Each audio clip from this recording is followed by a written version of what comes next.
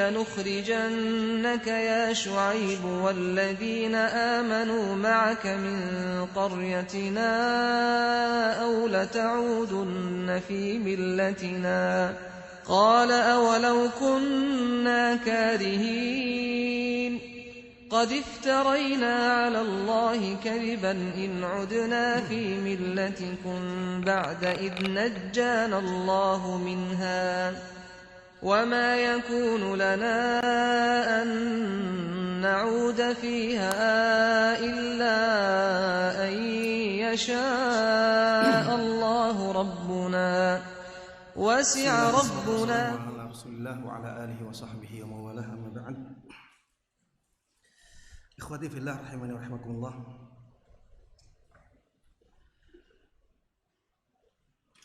Bab yang kedua yang dibawakan oleh Syekh Muhammad Ibn Abdul Wahhab rahimahullah ta'ala adalah bab tentang wajibnya kita memeluk agama Islam. Setelah Syekh Muhammad Ibn Abdul Wahhab menjelaskan kepada kita tentang keutamaan agama Islam, beliau menjelaskan kepada kita bahwa di samping agama Islam adalah agama yang mulia, agama Islam juga agama yang wajib kita anut.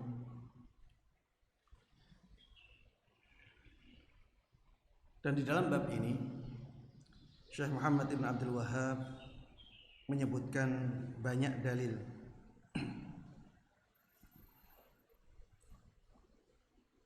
Beliau menyebutkan firman Allah Subhanahu wa taala, menyebutkan hadis Nabi Muhammad sallallahu alaihi wasallam, dan juga menyebutkan athar dari sebagian sahabat Nabi Muhammad sallallahu alaihi wasallam.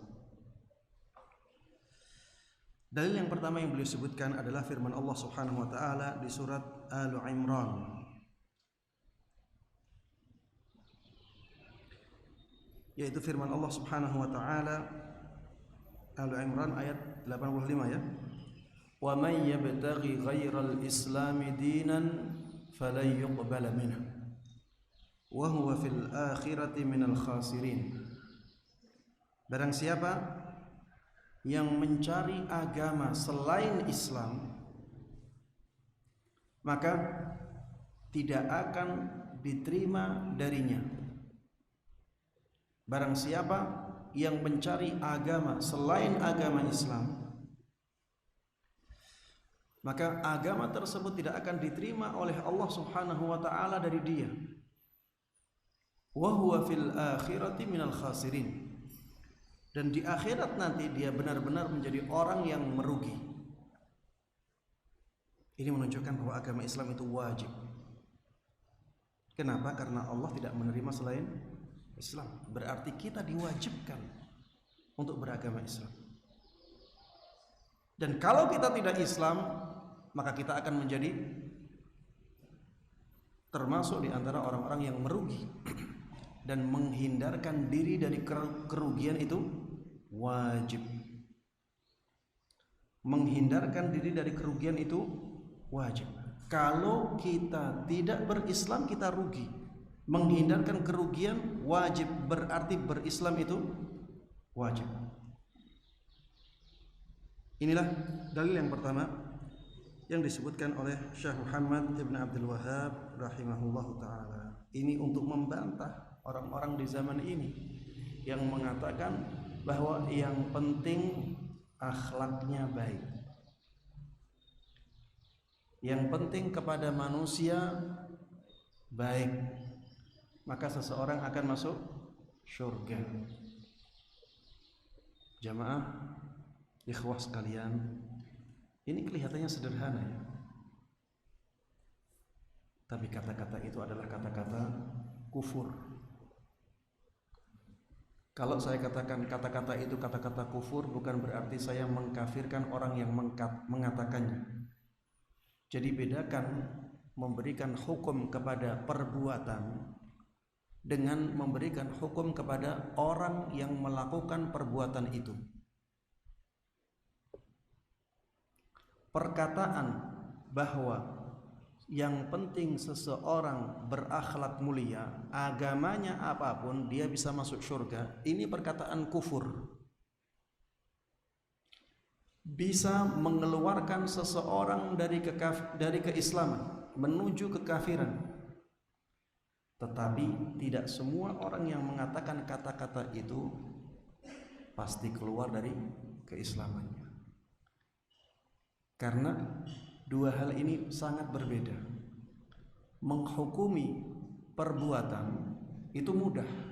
Ada dalilnya kita hukumi perbuatan itu. Tapi memvonis seseorang sebagai orang kafir ini sangat berat sekali. Dan lebih baik kita tidak masuk ke ranah itu sama sekali. Karena kalau salah kembalinya ke kita. Makanya Rasulullah sallallahu alaihi wasallam mengatakan, "Man qala li akhihi ya kafir faqad ba'a bihi ahaduhuma." Barang siapa yang mengatakan kepada saudaranya wahai kafir, maka perkataan itu akan mengarah ke salah satu dari keduanya. Kalau dia benar, berarti perkataannya tepat sasaran. Kalau dia salah, perkataannya kembali kepada dia. Dan ini membahayakan. Ya. Untuk mengatakan bahwa perbuatan ini perbuatan yang bisa menjadikan seseorang kufur, keluar dari Islam, mudah. Tapi untuk mengatakan si fulan ini kafir, ini berat dan susah. Kenapa? Karena untuk mengatakan si fulan ini kafir harus memenuhi syarat. Harus tidak ada penghalang. Bisa jadi dia dipaksa orang. Kalau orang terpaksa mengatakan kata-kata itu, maka keterpaksaannya menjadikan dia tidak keluar dari Islam dengan kata-kata itu. Bisa jadi dia jahil, dia tidak tahu konsekuensi dari kata-kata itu. Kejahilan dia menjadikan kata-kata itu tidak mengeluarkan dia dari keislaman. Dan ini yang banyak disalahpahami oleh orang-orang yang tidak suka dengan sunnah. Ketika mengatakan wa man lam yahkum bima anzalallah faulaika humul kafirun, ayat dalam Al-Qur'an, barang siapa yang tidak berhukum dengan hukum Allah maka mereka kafir. Dikiranya kita mengkafirkan semua orang yang demikian. Tidak ya. Itu ayat Al-Qur'an. Maksudnya adalah perbuatan itu bisa mengeluarkan seseorang dari keislaman. Bukan berarti semua orang yang melakukan perbuatan itu bisa mengeluarkan bukan berarti semua orang yang melakukan perbuatan itu keluar dari Islamnya. Karena ketika kita memvonis seseorang, maka syarat harus terpenuhi. Penghalang-penghalang harus tidak ada. Dia benar-benar faham, tidak dipaksa, tahu konsekuensinya, tetap mengatakan kata-kata itu. Ini yang bisa mengeluarkan seseorang dari keislamannya. Taib. Jemaah sekalian rahimani wa rahimakumullah. Di dalam Al-Qur'an Allah Subhanahu wa taala mengatakan wa ma mana'ahum an tuqbala minhum nafaqatuhum illa annahum kafaru billahi wa birasulih. Tidak ada yang menghalangi diterimanya amalan mereka berinfak kecuali karena mereka kufur kepada Allah dan Rasulnya. Saya ulangi bunyi ayatnya, tidak ada yang menghalangi amalan mereka berinfak diterima oleh Allah kecuali karena mereka kufur kepada Allah dan Rasulnya. Ini menunjukkan sebaik apapun seseorang dalam berinfak, dalam membantu orang lain, kalau dia tidak beriman kepada Allah dan Rasulnya, maka amalannya tidak akan diterima, sia-sia. Dan itu menunjukkan bahwa beragama Islam itu wajib. Kemudian dalil lain yang disebutkan oleh Syekh Muhammad Ibn Abdul Wahhab adalah firman Allah Subhanahu wa taala di surat Al-Imran ayat 19. Allah Subhanahu wa taala mengatakan innad dina 'indallahil Islam. Sesungguhnya agama yang hak, agama yang benar di sisi Allah Subhanahu wa taala adalah agama Islam. Agama yang hak di sisi Allah Subhanahu wa taala adalah agama Islam. Berarti selain agama Islam adalah agama yang batil. Dan kita diwajibkan menghindarkan diri dari sesuatu yang batil dan mengikuti sesuatu yang hak. Maka itu menunjukkan bahwa Islam itu wajib. Pembahasan kita tentang apa? Wajibnya Islam. Di antara dalilnya innad dina 'indallahil Islam, bahwa Islamlah agama yang hak di sisi Allah Subhanahu wa taala. Ketika dikatakan Islam agama yang hak, maka itu menunjukkan wajibnya kita memeluk Islam karena kita diwajibkan mengikuti yang hak. Dan ayat itu menunjukkan bahwa selain Islam agama yang batil, dan kita diwajibkan untuk menghindarkan diri dari sesuatu yang batil. Baik. Syekh Muhammad bin Abdul Wahhab juga menyebutkan firman Allah Subhanahu wa taala di surat Al-An'am ayat 153. Allah Subhanahu wa taala berfirman, "Wa anna hadza sirati mustaqiman fattabi'uh." Dan sesungguhnya ini adalah jalanku yang lurus. Fattabi'uh, maka ikutilah. Ikutilah jalanku ini. Ini perintah. Dan pada asalnya perintah menunjukkan apa? Hukum wajib. Kita diperintahkan untuk mengikuti Rasulullah sallallahu alaihi wasallam, untuk mengikuti jalannya Rasulullah sallallahu alaihi wasallam.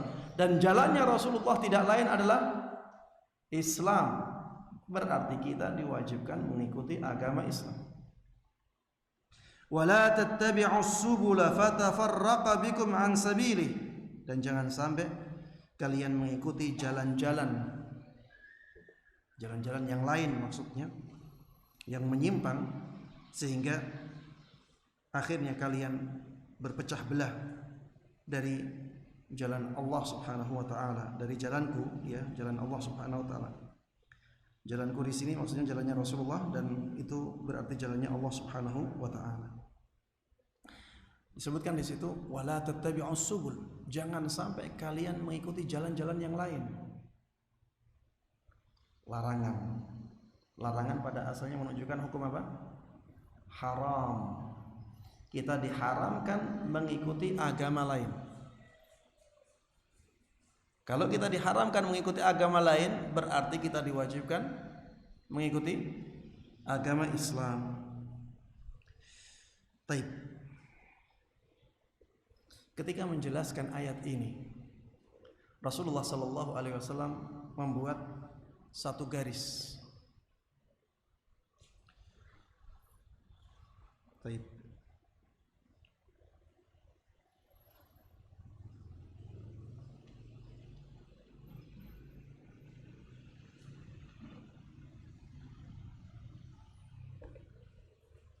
Ya.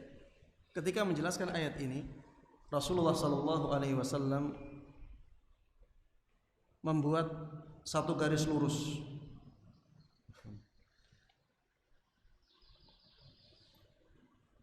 Beliau kelihatan ya, membuat satu garis lurus.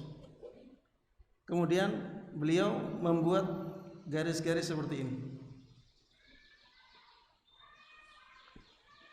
Kata beliau, wa anna hadza sirati mustaqiman fattabi'uh. Sesungguhnya ini adalah jalanku, jalan yang lurus. Ya, ini jalanku, jalan yang lurus. Fattabi'uh, ikutilah jalan yang lurus ini. Wala tattabi'us subul, jangan mengikuti jalan-jalan ini yang menyimpang. Fatafarraqa bikum an sabili, yang akhirnya menjadikan kalian terpecah belah. Kalau misalnya ada orang mengikuti jalan ini, ada orang mengikuti jalan ini, ada orang mengikuti jalan ini, ada orang mengikuti jalan ini, akhirnya mereka berbeda pendapat dan akhirnya terpecah belah. Dan ayat ini menunjukkan bahwa agama Islam adalah agama pemersatu. Dan agama-agama yang lain yang batil itu akan menjadikan manusia berpecah belah. Dan ini juga menunjukkan bahwa sunnah itu pemersatu umat, sedangkan bid'ah itu pemecah belah umat. Makanya jamaah sekalian rahimani wa rahimakumullah, kalau kita ingin menyatukan jamaah masjid, satukan di atas sunnah. Itu lebih mudah. Kalau kita ingin menyatukan jamaah masjid, satukan di atas sunnah. Apakah ada sunnah yang seperti ini? Kalau tidak ada, sudah katakan bahwa kegiatan seperti ini tidak boleh, karena tidak ada sunnahnya, tidak ada tuntunannya. Ada kegiatan lain yang diusulkan, tidak ada sunnahnya, mohon maaf tidak bisa menerima. Akhirnya yang ada di masjid itu benar-benar ajaran yang disepakati oleh kaum muslimin. Kalau seperti itu, masjid akan bersatu, ya. Orang yang jamaah di masjid itu akan bersatu. Coba kalau setiap orang mengajukan amalannya masing-masing, dan kita bolehkan. Yang satunya mengajukan amalan ini, ada ritual ini, ritual itu, ritual banyak di masjid bercampur baur. Mestinya jadi apa? Dan jadi ajang perpecahan. Tapi ya seringkali keadaannya malah berbalik. Yang mengikuti sunnah dianggap memecah belah umat. Padahal mereka lah yang ingin menyatukan umat. Mereka lah yang ingin menyatukan umat. Coba kita fahami dengan baik sabda Nabi kita Muhammad sallallahu alaihi wasallam. Beliau pernah mengatakan, "Fa innahu man ya'ish minkum ba'di fa sayara ikhtilafan katsira." Kata Rasulullah sallallahu alaihi wasallam, sungguh kalau ada di antara kalian yang nantinya hidup setelahku, maka dia benar-benar akan melihat banyak sekali perbedaan. Rasulullah katakan ikhtilafan katsira. Ada banyak perbedaan yang akan dia lihat. Apa solusinya? Fa'alaikum bisunnati. Solusi dari perpecahan ini, dari perbedaan pendapat ini adalah mengikuti sunnah. Jadi mengikuti sunnah itu menyatukan umat, bukan malah memecah belah umat. Ini solusi yang diberikan oleh Nabi kita Muhammad sallallahu alaihi wasallam. Kalau umat ingin bersatu, maka jauhi kebid'ahan. Fa'alaikum bisunnati wa sunnatil khulafa'ir rasyidin al-mahdiyyin min ba'di. Tamassaku biha, pegang erat sunnah-sunnah itu. Wa 'addu 'alaiha bin nawajid. Gigit dengan gigi geraham kalian. Ya maksudnya benar-benar memegang teguh sunnah-sunnah tersebut. Dengan begitu perpecahan akan hilang. Taib jamaah sekalian rahimani wa rahimakumullah. Berikutnya Syekh Muhammad Ibn Abdul Wahhab rahimahullah taala menyebutkan dalil dari hadis yang menunjukkan tentang wajibnya Islam. Dari ibunda kita Aisyah radhiyallahu taala anha, bahwa Rasulullah sallallahu alaihi wasallam pernah bersabda, "Man ahdatha fi amrina hadza ma laysa minhu fahuwa radd." Barang siapa yang mengada-ada, membuat-buat di dalam perkara kami Yang dimaksud dengan perkara di sini adalah Islam. Ya, itulah perkara inti yang dibawa oleh Rasulullah sallallahu alaihi wasallam. Barang siapa yang membuat-buat di dalam perkara ini, maksudnya di dalam Islam, ma laisa minhu, sesuatu yang bukan dari Islam, fahuwa rad, maka itu ditolak. Sesuatu yang dibuat-buat itu ditolak oleh siapa? Oleh Allah Subhanahu wa taala. Jamaah sekalian rahimani rahimakumullah. Hadis ini banyak dijadikan sebagai dalil ditolaknya bid'ah. Benar tidak? Tapi Syekh Muhammad ibn Abdul Wahhab menjadikan hadis ini sebagai dalil ditolaknya selain agama Islam.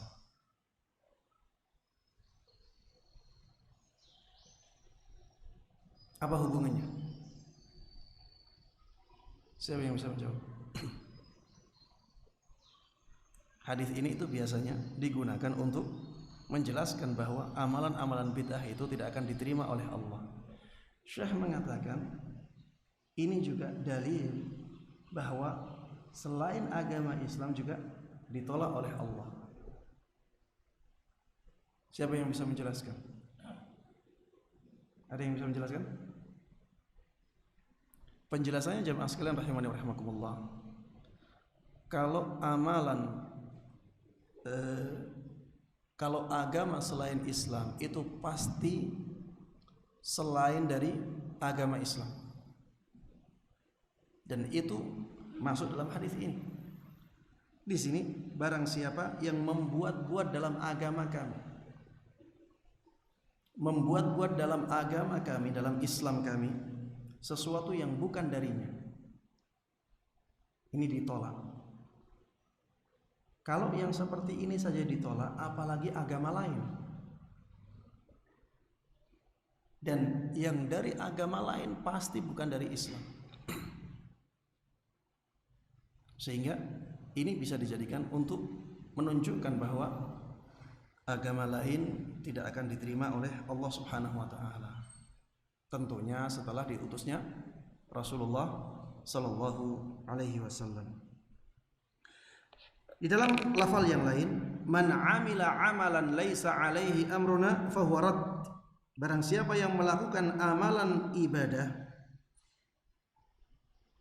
yang tidak sesuai dengan ajaran kami, yaitu Islam, fahuwa rad, maka itu ditolak oleh Allah Subhanahu wa taala. Ya, ini juga sama ya. Ini amalan bid'ah. Biasanya kita memahaminya sebagai amalan bid'ah. Tapi kita juga bisa menggunakan hadis ini sebagai dalil bahwa agama lain juga ditolak oleh Allah Subhanahu wa taala. Karena agama lain itu bukan dari Islam. Agama lain itu bukan dari Islam. Makanya hadis ini bisa digunakan untuk menunjukkan bahwa agama lain ditolak oleh Allah Subhanahu wa taala.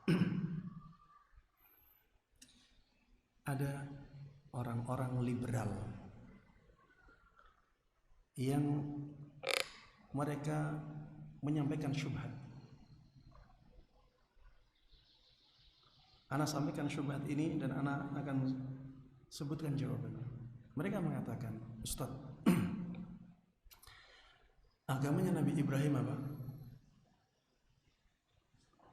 Nabi Ibrahim dikatakan di dalam Al-Quran sebagai seorang yang Muslim.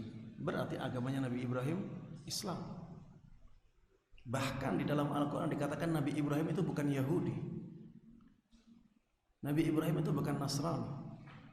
Maka Nabi Ibrahimu Yahudiyan wala Nasrani. Nabi Ibrahim itu bukan Yahudi, bukan Nasrani. Berarti Nabi Ibrahim Islam. Begitu pula Nabi Musa. Nabi Musa agamanya Islam. Nabi Isa agamanya Islam. Berarti ahlul kitab itu agamanya benar. Berarti sekarang kita boleh beragama Yahudi, kita boleh beragama Nasrani, karena agamanya Islam. Berarti masuk dalam firman Allah, Innad dina 'indallahil Islam. Sesungguhnya agama yang hak adalah Islam.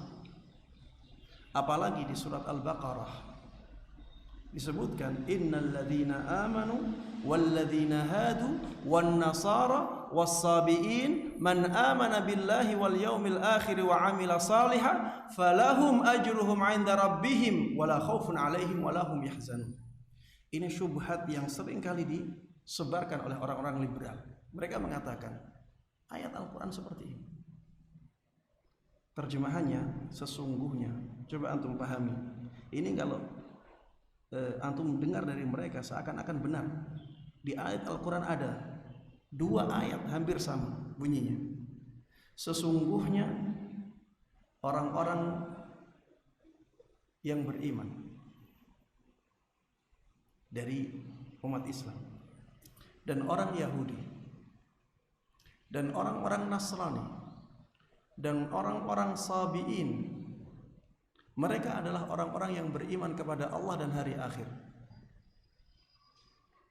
Mereka juga melakukan amalan saleh. Falahum ajruhum 'inda rabbihim, maka bagi mereka pahala yang agung dari Rabb mereka. Tidak ada ketakutan sedikit pun untuk mereka dan mereka tidak akan bersedih. Coba disebutkan Allah seperti itu. Jadi disebutkan orang Yahudi, orang Nasrani itu juga beriman kepada Allah dan hari akhir. Dan mereka juga mendapatkan pahala yang agung. Mereka juga tidak akan bersedih selama-lamanya. Ini seringkali disampaikan oleh orang-orang liberal untuk melegalkan, membenarkan agama lain. Jadinya pemahaman pluralisme. Semua agama itu benar. Jawabannya apa jamaah sekalian rahimani wa rahimakumullah? Disebutkan oleh para ahli tafsir. Makanya ya, kalau ada syubhat-syubhat, kembali kepada penafsiran ulama-ulama terdahulu, bagaimana mereka menafsiri ayat ini. Ada 2 jawaban yang bisa kita berikan kepada mereka. Jawaban yang pertama, ayat itu menjelaskan tentang pahala mereka di waktunya masing-masing, ketika syariatnya masih berlaku. Jadi orang-orang yang beriman dari umat Muhammad sallallahu alaihi wasallam, mereka mendapatkan pahala yang agung. Mereka juga tidak akan bersedih ketika mengikuti syariat Nabi Muhammad di waktunya. Kalau kita bayangkan ini permisalan saja. Ada orang yang tahu syariatnya Nabi Muhammad SAW sebelum Nabi Muhammad diutus. Misalnya, ini permisalan saja. Kemudian orang tersebut hidup di zamannya Nabi Isa. Nabi Isa masih ada. Mengikuti syariatnya Nabi Muhammad, kalau saja bisa seperti itu. Apakah orang ini mendapatkan pahala? Jawabannya tidak. Karena dia bukan umatnya Nabi Muhammad, dia umatnya Nabi Isa. Begitu pula sebaliknya.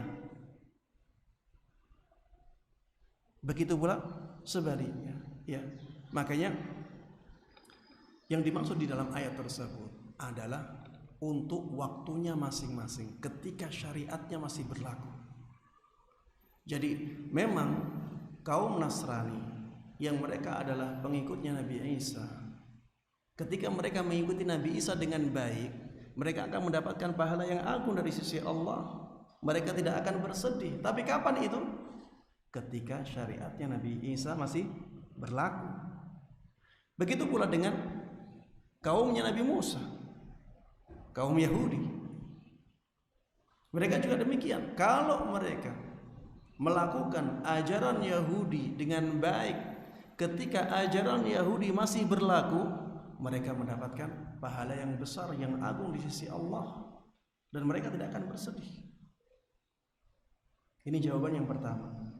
Maksud dari ayat itu adalah sesuai dengan waktunya masing-masing. Ketika syariat mereka masih berlaku, ketika itu berlaku ayat itu. Jawaban yang kedua, ayat ini menjelaskan tentang orang-orang Yahudi dan orang-orang Nasrani yang akhirnya mengikuti syariat Nabi Muhammad SAW. Sehingga ayat tersebut menyebut orang-orang tersebut sesuai dengan keadaan sebelumnya. Sesuai dengan keadaan sebelumnya. Keadaan sebelumnya mereka asalnya Yahudi, mereka asalnya Nasrani. Kemudian datang syariatnya Nabi Muhammad sallallahu alaihi wasallam, akhirnya mereka mengikuti syariat Nabi Muhammad sallallahu alaihi wasallam. Orang-orang yang seperti ini mendapatkan pahala yang agung di sisi Allah Subhanahu wa taala dan mereka tidak akan bersedih. Sehingga penyebutan di situ bi'tibari ma qablahu, melihat keadaan mereka sebelum Islam. Sebelum mengikuti syariat Nabi Muhammad sallallahu alaihi wasallam. Ya, ini dua jawaban untuk orang-orang yang berdalil dengan ayat tersebut untuk membenarkan agama Yahudi dan agama Nasrani di syariat Nabi Muhammad sallallahu alaihi wasallam. Jawabannya faham ya? Nah, takutnya syubhatnya yang difahami jawabannya nggak faham. Bisa difahami ya? Baik. Surat Al-Baqarah. Ana kalau ayat nggak hafal ya. Tapi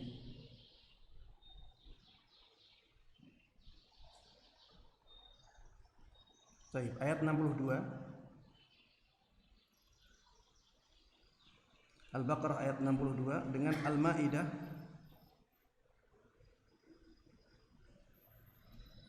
Al-Maidah juga ada. Ya.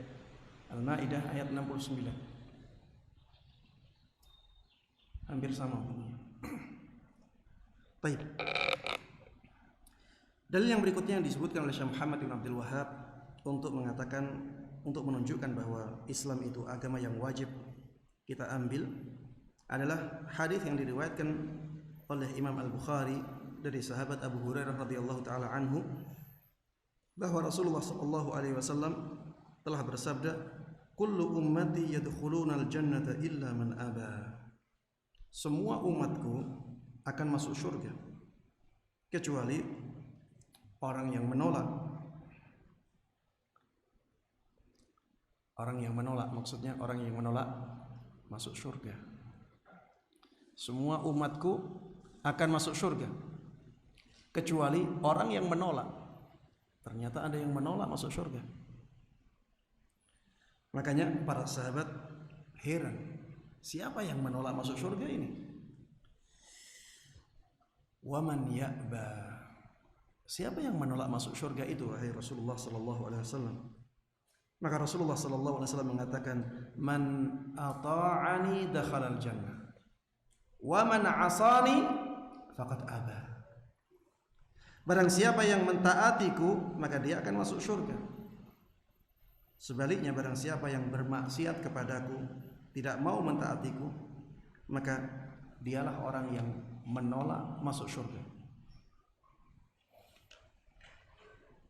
Ini menunjukkan bahwa memeluk agama Islam adalah sebuah kewajiban karena kita wajib menyelamatkan diri kita dari neraka. Kita wajib menyelamatkan diri kita dari neraka. Dan itu tidak bisa kita lakukan kecuali dengan memeluk agama Islam. Makanya memeluk agama Islam adalah sebuah kewajiban. Baik. Beliau juga Syekh Muhammad bin Abdul Wahhab berdalil dengan hadis yang diriwayatkan dalam kitab sahih ya. An Ibnu Abbas ya, ketika dikatakan wafis sahih, ini bisa sahih Bukhari, bisa sahih Muslim ya. Yang penting di dalam kitab sahih. Dari sahabat Ibnu Abbas radhiyallahu taala anhuma bahwa Rasulullah sallallahu alaihi wasallam pernah bersabda, abghadun nasi ilallah thalatha. Orang yang paling dibenci oleh Allah Subhanahu wa taala adalah 3 orang. Orang yang paling dibenci oleh Allah Subhanahu wa taala adalah 3 orang. Yang pertama, mulhidun fil haram. Mulhid maksudnya adalah orang yang menyimpang fil haram, di tanah suci. Mereka yang mensyarah hadis ini mengatakan yang dimaksud dengan orang yang menyimpang di sini adalah semua orang yang melakukan dosa. Jadi setiap orang yang melakukan dosa itu sebenarnya dia menyimpang dari syariat Islam, menyimpang dari perintah Allah, menyimpang dari larangan Allah. Mulhidun fil haram. orang yang melakukan kemaksiatan di tanah suci. Ini orang yang paling dibenci oleh Allah Subhanahu wa taala. Karena tanah suci itu tanah yang dimuliakan oleh Allah Subhanahu wa taala. Jangan sampai kita sengaja melakukan kemaksiatan di sana. Ya, dari sini ya para ulama ada yang menyimpulkan bahwa tidak ada dosa kecil di tanah haram. Tidak ada dosa kecil di tanah haram, karena semua yang bermaksiat di tanah haram menjadi orang yang paling dibenci oleh Allah Subhanahu wa taala. Sehingga dosa-dosa kecil di tanah haram, di tanah suci menjadi kabirah, menjadi dosa besar. Wa mubtaghin fil Islam sunnata jahiliyah atau sunnatan jahiliyah, sunnata jahiliyah. Wa mubtaghin fil Islam sunnata jahiliyah, dan orang yang ingin sunnah jahiliyah di dalam Islam, orang yang menginginkan sunnah jahiliyah di dalam Islam. Ya, sunnah itu tuntunannya, jahiliyah tuntunan yang menyelisih Islam. Tuntunan yang menyelisih Islam bisa disebut sebagai jahiliyah. Baik jahiliyatul Arab ataupun jahiliyatul ahlil kitab. Jahiliyah dari ajaran ahlul kitab atau jahiliyah dari kebiasaan orang-orang Arab yang menyelisihi syariat Islam. Ya. Dan ini menunjukkan bahwa agama Islam itu wajib kita ikuti. Agama Islam itu wajib kita ikuti, karena Allah Subhanahu wa taala sangat benci kepada, Allah Subhanahu wa taala paling benci kepada seorang yang menginginkan sunnah jahiliyah di dalam Islam. Sunnah jahiliyah, sunnah yang tuntunan yang menyelisih Islam, dan semua agama selain Islam itu menyelisih Islam. Berarti kita wajib mengikuti Islam. Wa muttalibu dami imri'in bighairi haqqin liyuhriqa damahu. Orang yang mencari-cari darah orang lain tanpa alasan yang dibenarkan agar dia dibunuh. Jadi dia menuduh orang lain dengan tuduhan-tuduhan yang zalim agar orang tersebut dibunuh oleh hakim atau oleh pemerintahan. Ini ya termasuk dosa besar ya. Jadi menuduh dusta orang lain agar orang tersebut dihukumi dengan hukuman bunuh, diberikan hukuman dengan hukuman bunuh. Tiga orang itu ya sangat dibenci oleh Allah Subhanahu wa taala. Bahkan Rasulullah sallallahu alaihi wasallam mengatakan dia orang yang paling dibenci oleh Allah, dan kita harus menghindarkan diri dari kebencian Allah Subhanahu wa taala, sehingga kita harus memeluk agama Islam. Karena dengan memeluk agama Islam, Allah Subhanahu wa taala akan mencintai kita dan kita akan terhindarkan dari kebencian Allah Subhanahu wa taala. Baik, silahkan dikumandangkan azan dahulu. Setelah azan kita selesaikan dalil-dalil berikutnya.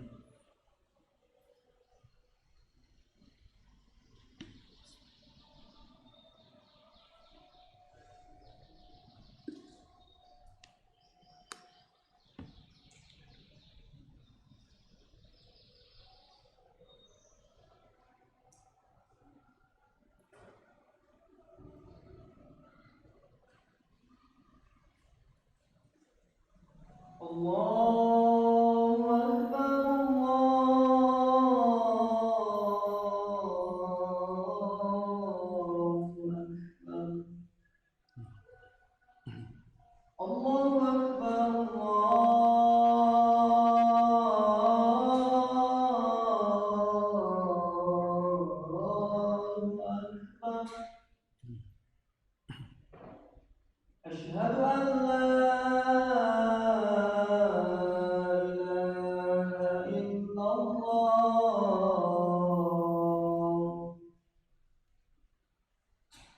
أشهد أن لا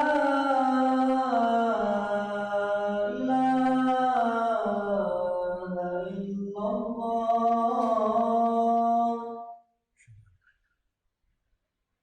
أشهد أن محمدا رسول الله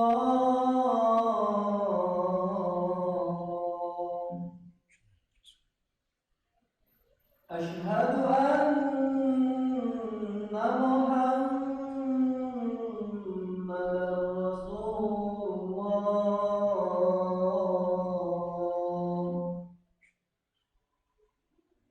حي على الصلاة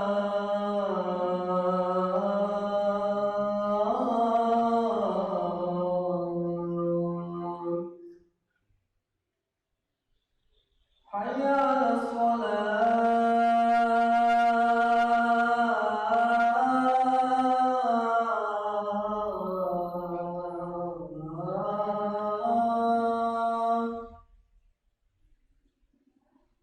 حي على الفلاح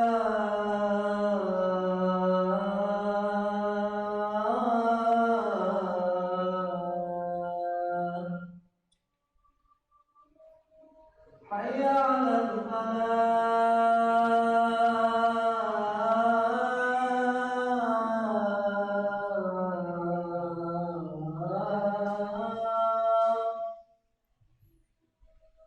الله أكبر الله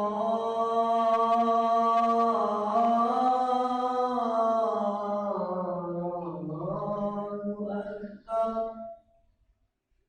لا إله إلا الله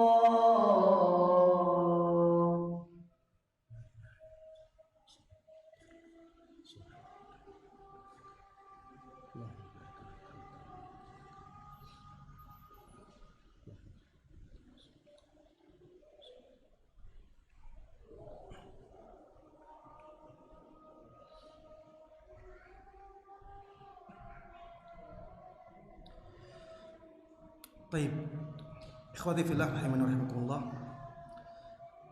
Kemudian Syekh Muhammad Ibn Abdul Wahhab rahimahullah ta'ala menyebutkan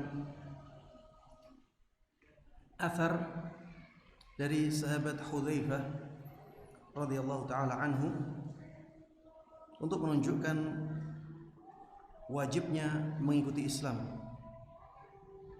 Beliau mengatakan, ya ma'syaral qurra istaqimu, wahai para qurra.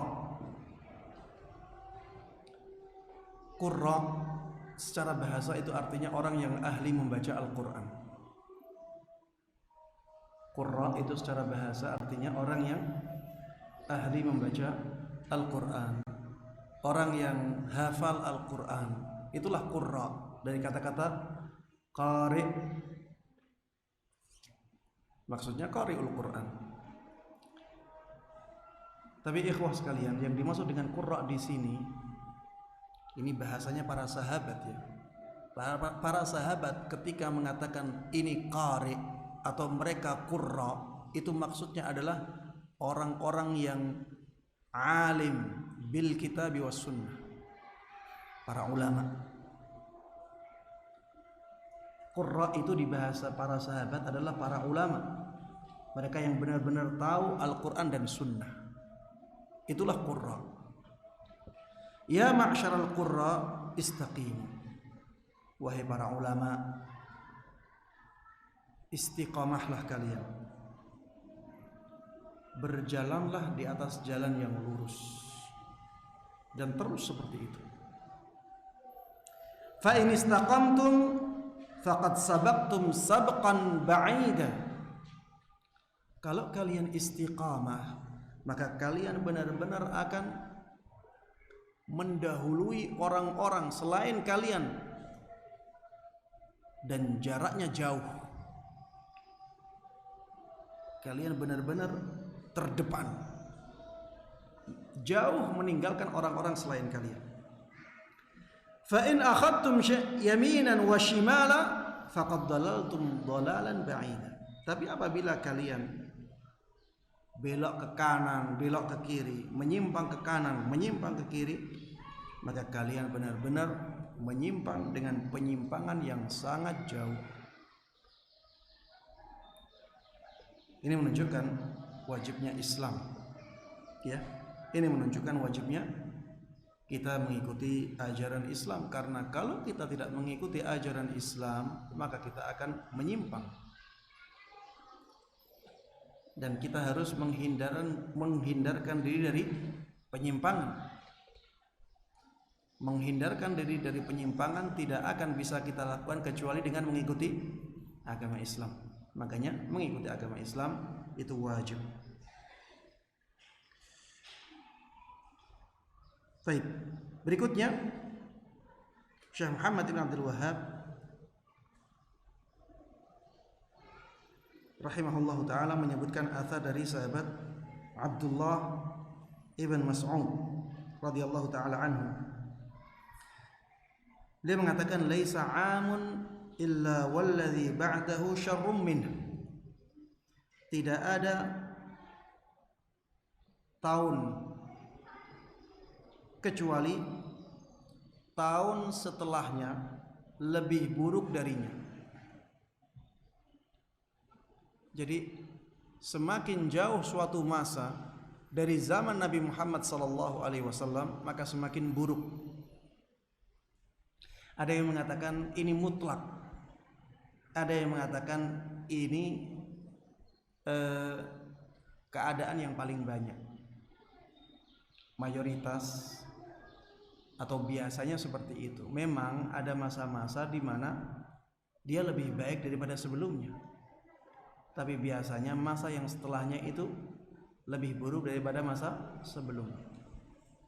Wallahu ta'ala alam, ya. Ana lebih menguatkan bahwa ini adalah keadaan biasa.